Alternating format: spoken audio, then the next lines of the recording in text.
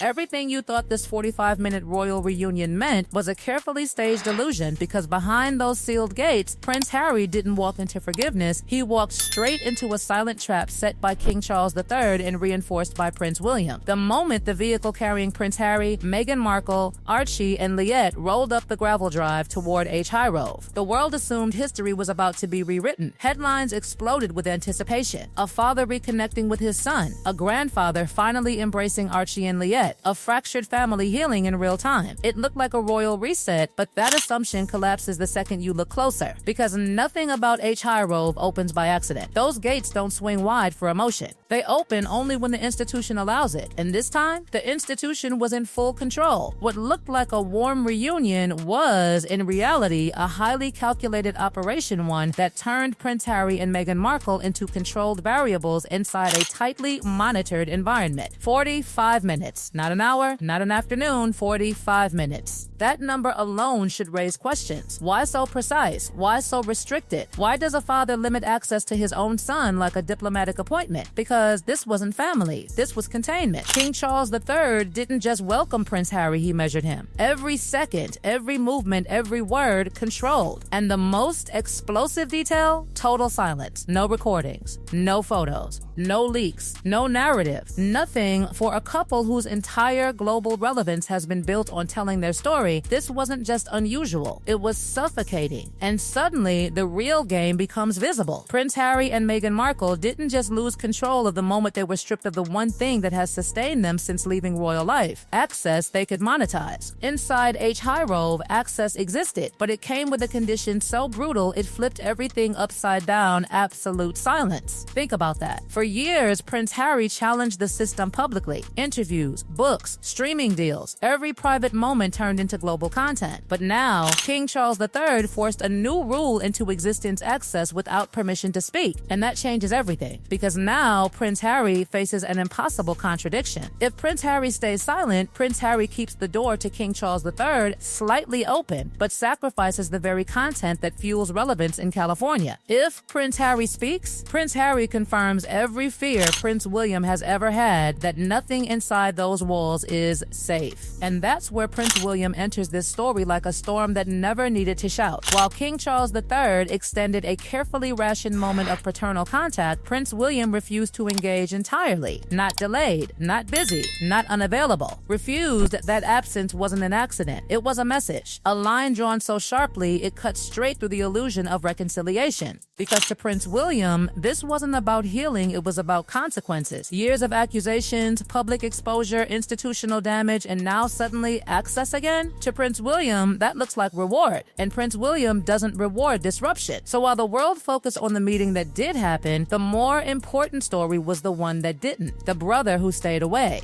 The silence that spoke louder than any statement. And then, just when it seemed the situation couldn't get more complicated, Prince Harry and Meghan Markle made a move that sent shockwaves through the palace. They didn't stay within the controlled perimeter. They left. And not just anywhere, they went straight to Althorp, the resting place of Princess Diana, the emotional core of modern royal memory, the one space where institutional control weakens and legacy takes over. This wasn't random, this was strategic, because while Highgrove represented control, Althorp represents something entirely different: freedom of narrative. No palace oversight, no enforced silence, no restrictions. Suddenly, the stage shifted from a monitored royal residence to a symbolic sanctuary where Prince Harry's connection to Princess Diana becomes untouchable. And in that space, the rules change. The story changes. The power balance shifts. And the palace knew it, because now the narrative wasn't about a 45-minute meeting anymore. It became about contrast. A tightly controlled, silent encounter with King Charles III versus an emotionally charged, unrestricted connection to Princess Diana. And that contrast, it's dangerous, because it invites a question the palace never once asked: where does true legitimacy come from now? The crown or the memory of Princess Diana? Behind closed doors, that question isn't theoretical. It's explosive. Because while King Charles III tried to contain the situation, Prince Harry and Meghan Markle may have just repositioned themselves outside that containment into a space the palace cannot fully control. But here's where it gets even more unsettling. What if this entire sequence, the meeting, the silence, the movement to Althorp, wasn't just reaction? What if it was all anticipated? Because the way King Charles III structured that 45-minute encounter, it didn't just limit Prince Harry. It cornered cornered Prince Harry. It created a situation where every possible move carries risk, and now the pressure is building because silence doesn't last forever. And here's where the silence stops feeling like strategy and starts feeling like a ticking clock that nobody inside the House of Windsor can ignore. Because the longer Prince Harry and Meghan Markle remain silent about those 45 minutes with King Charles III, the more valuable that silence becomes. Not emotionally, not personally.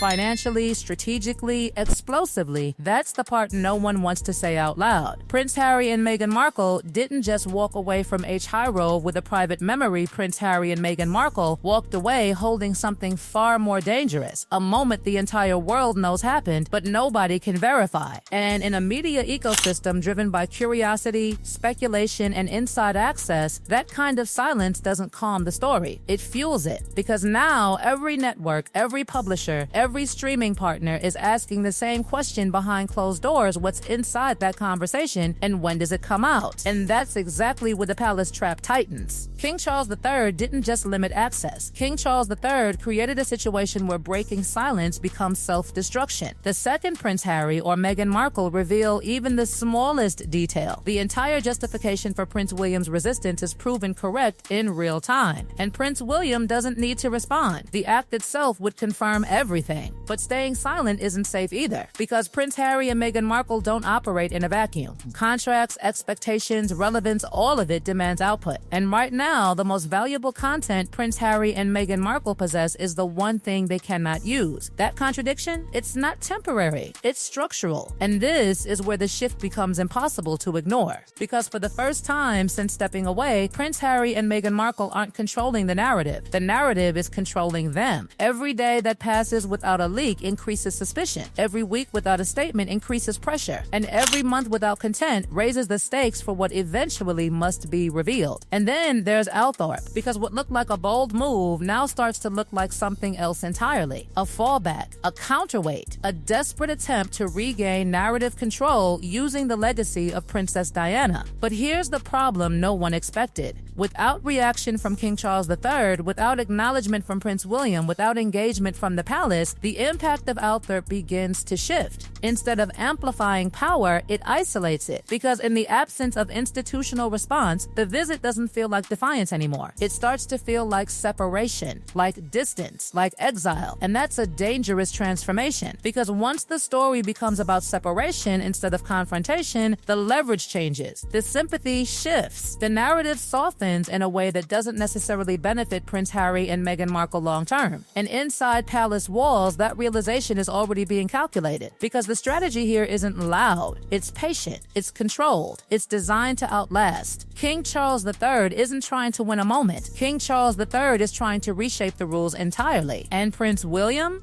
Prince William is already operating inside that future. A future where access isn't assumed, where proximity doesn't equal influence, where the line between family and institution isn't blurred, it's reinforced. And if that future fully takes hold, then what happened at Highgrove wasn't a beginning, it was a boundary. Because the most unsettling question isn't what happened during those 45 minutes, it's what happens next when Prince Harry and Meghan Markle are forced to decide whether silence is survival or the beginning of irrelevance. And once that decision is made, there's no returning to the gates of Highgrove like nothing ever happened. Because the gates didn't just open that day.